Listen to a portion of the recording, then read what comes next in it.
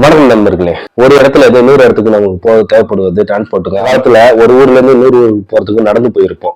அதுக்கப்புறம் சைக்கிள்ல போயிருப்போம், அப்புறம் பைக்ல போயிருப்போம், கார்ல போயிருப்போம், பிளைட்ல போயிருப்போம், ட்ரெயின்ல போயிருப்போம். கண்டுபிடிப்பா நம்ம கண்டுபிடிப்ப நேரத்தை மிச்சப்படுத்தி முன்னேறி போயிட்டு இருக்கோம்னு தான் சொல்லணும். இன்னைக்கு தமிழ்நாட்டுல பாத்தீங்கன்னா சென்னையில் மட்டும்தான் மெட்ரோ ரயில் விட்டுருக்காங்க. சென்னைக்கு அடுத்த வளர்ச்சின்னு பாத்தீங்கன்னா மதுரையிலும் கோயம்புத்தூர்லயும் இருக்குங்க.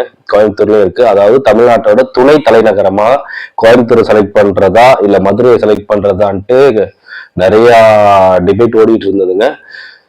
இப்போதைக்கு சென்னைக்கு அடுத்தபடியா மதுரைக்கும் கோயம்புத்தூருக்கும் மெட்ரோ அப்ளிகேஷன் கொடுத்துருக்காங்க. அந்த அப்ளிகேஷனை மத்திய அரசு ரிஜெக்ட் பண்ணிட்டாங்களா, ஹோல்டு பண்ணி வச்சிருக்காங்களான்றதுதான் நம்ம பார்க்க போறோம். வாங்க வீடியோக்குள்ள போலாம். அதுக்கு முன்னாடி சப்ஸ்கிரைப் பண்ணிக்கோங்க.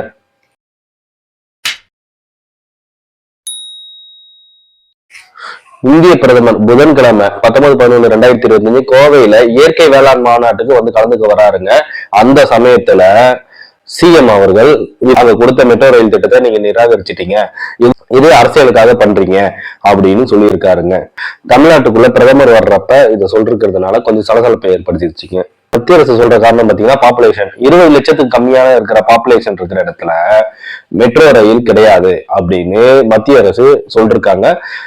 டிஎம்கேவோட பாயிண்டா என்ன வைக்கிறாங்கன்னா, பாஜக ஆளும் மாநிலங்கள்ல மட்டும் 20 லட்சத்துக்கு குறைவான மக்கள் தொகை நகரங்கள்ல மெட்ரோ ரயில நீங்க அப்ரூவல் கொடுத்துருக்கீங்க.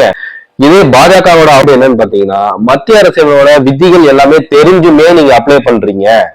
இப்படி மாறி மாறி அரசியல் குற்றச்சாட்டு வச்சிட்டு இருக்கிற இந்த நேரத்துல மதுரை மக்களும் சரி, கோயம்புத்தூர் மக்களும் சரிங்க, தமிழ்நாடு மக்களுமே மதுரைக்கும் கோயம்புத்தூருக்கும் மெட்ரோ ரயில் வருமா வராத குழப்பத்தில் தாங்க இருக்காங்க. குறைவான இடத்துல யார் யாருக்கெல்லாம் எங்க அப்ரூவல் கொடுத்துருக்காங்கன்னு பாத்தீங்கன்னா, ஆக்ரா, பாட்னா அந்த 2 இடத்துலயுமே மத்திய அரசு அப்ரூவல் கொடுத்துருக்காரு. அவங்க திருப்பி அனுப்பிச்சாங்களாங்க ஒரு கடிதம். அந்த கடிதத்துல என்ன சொல்றாங்கன்னா, சென்னையோட மெட்ரோ ஃபேஸ் 1 55 கிலோமீட்டர் தூரத்திற்கு ஒரு நாளைக்கு 4 லட்சம் பேர் போயிருக்காங்க.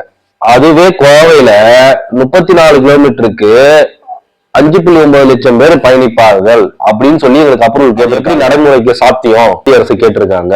கோயம்புத்தூர்ல 79% சாலைகள் 20 மீட்டருக்கு குறைவான, சில இடத்துல 15 மீட்டருக்கும் கம்மியா தான் இருக்கு.